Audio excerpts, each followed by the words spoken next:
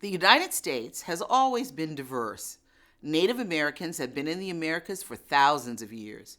After 1492, Europeans, Africans, and Asians joined them and displaced them on the American continents.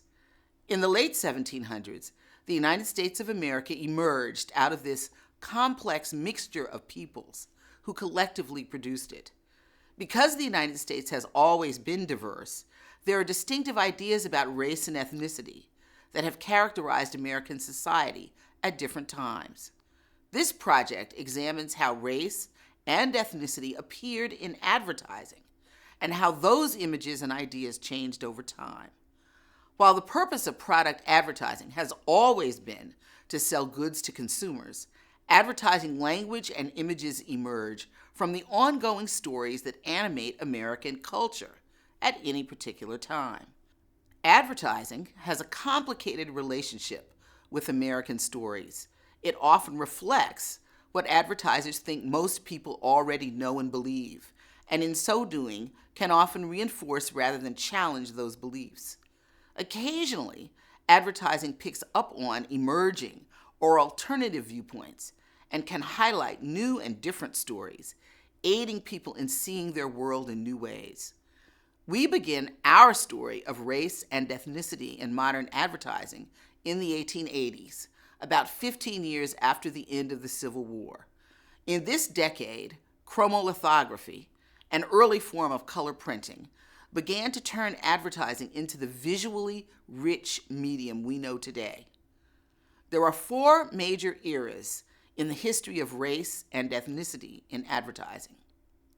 The first era begins in the 1880s and lasts through World War I and into the 1930s, when millions of men, women, and children migrated from Southern and Eastern Europe, and when newspapers, magazines, and radio were king.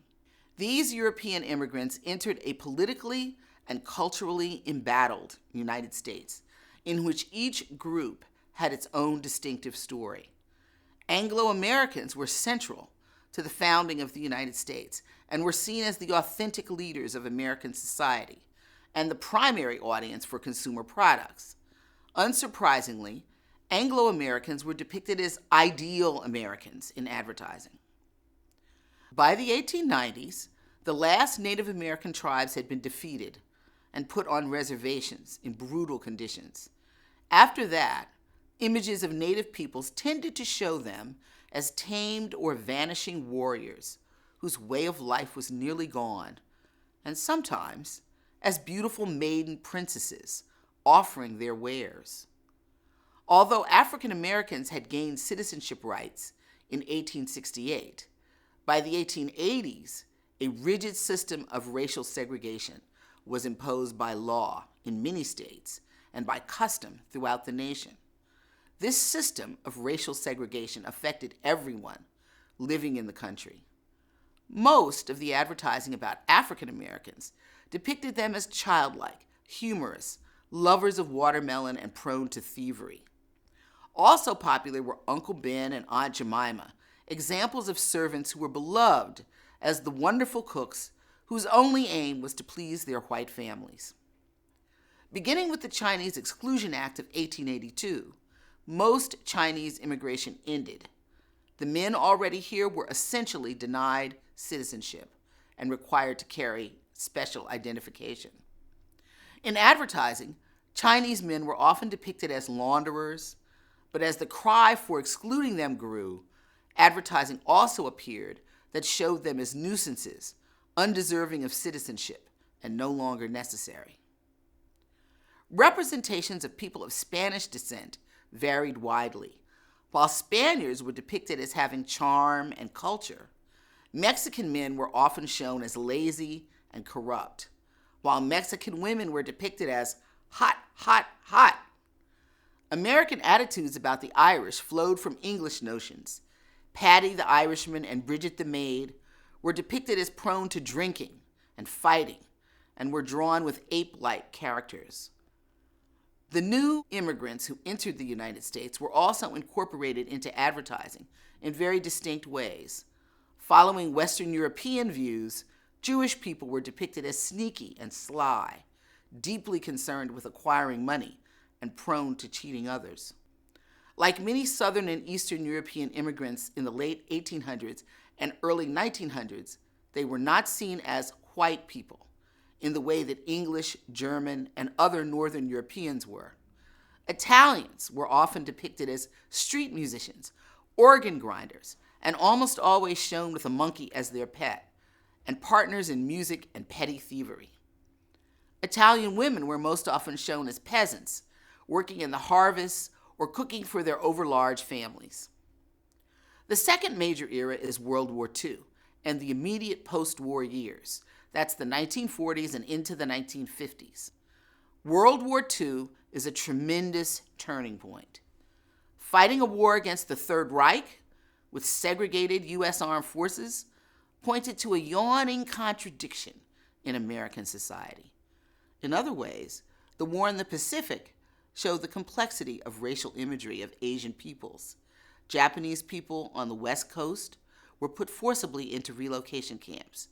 During the war, China was an American ally, but after the war, we embraced Japan. Filipinos had fought vigorously against the Japanese alongside American troops and were newly important in U.S. iconography.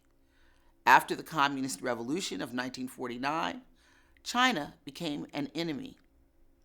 Images of Asian Americans tended to reflect these complex distinctions. The social and political upheavals caused by the war created a new ground of struggle, especially for African Americans and other groups that had long experienced discrimination, such as Native Americans and many people of Hispanic descent. After World War II, many people of Southern and Eastern European origin became accepted as white, the country's largest racial category and the one of greatest importance in a still segregated USA. At the same time, advertising became a battleground for those still excluded to step up their protests against their lack of full citizenship. The third major era is that of the modern civil rights movement, which leads to a legally desegregated United States. Some major advertisers begin to discover that African Americans, and eventually Latinos, have major buying power that they had been ignoring. For example, the Montgomery bus boycott of 1955 to 1957 succeeded in part because the segregated bus company depended upon the fares of black riders. When they stop riding for over a year, the company is pushed nearly into bankruptcy. John Johnson, the businessman who founded the national magazines Jet and Ebony, shows that African Americans are a new and untapped market for many goods. These magazines and others also counter negative imagery with beautiful photographs. By the late 1960s, Latinos are also protesting against whitewashed and limiting images. These protests and new forms of media clearly showed that Black people and Latinos were eager consumers, and as a result, products were created to appeal directly to them. With the popularity of television by the 1950s, advertising became even more instructive. By the 1970s, advertising began to reflect the profound changes in American life as the country moved into the era of legal desegregation. Latinos and Black people started their own advertising agencies to appeal to their communities. Many scholars consider this time the golden age of advertising. There were new kinds of images for old products. Cross-cultural ads finally began to illustrate American diversity. Ads showed diverse people of the United States who now made up the large American middle class. In the sound of new songs used for commercials and in the images used, advertising began to show a multicultural nation and world. Grow apple trees and honey bees and snow white turtle doves. I like to teach the world to sing. Sing with me. Perfect harmony. Perfect harmony. I like to ride the world a croak and keep it company. Advertisers sought to cultivate and profit from these newly defined media markets. And with new multicultural agencies, people of color became the new advertisers. The final major era that we discuss is the 1990s to the present. In this period, market segmentation becomes the dominant trend, finally moving away from the notion of mass marketing. These newly segmented markets are made even more accessible, and even clearer divisions appear with home computers, the internet, and social media, enabling advertisers to market directly to individuals nationally and globally. What is distinctive about this period is that advertisers are, in many ways, less fixated on racial casting. All people are just people. As advertisers note that Latinos are a distinctive market, which will continue to grow over the next few decades, we see more racially ambiguous ads, in part because Latinos can be of any race. Yet as advertisers seek to find the delicate balance between reflecting and projecting cultural norms, they often reveal back to us the fissures in society.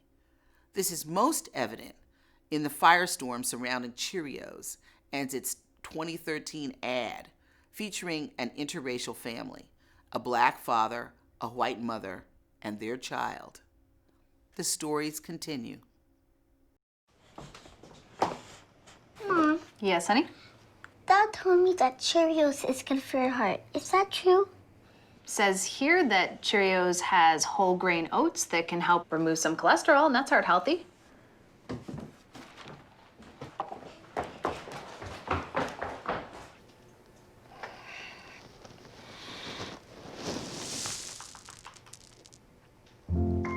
Jim?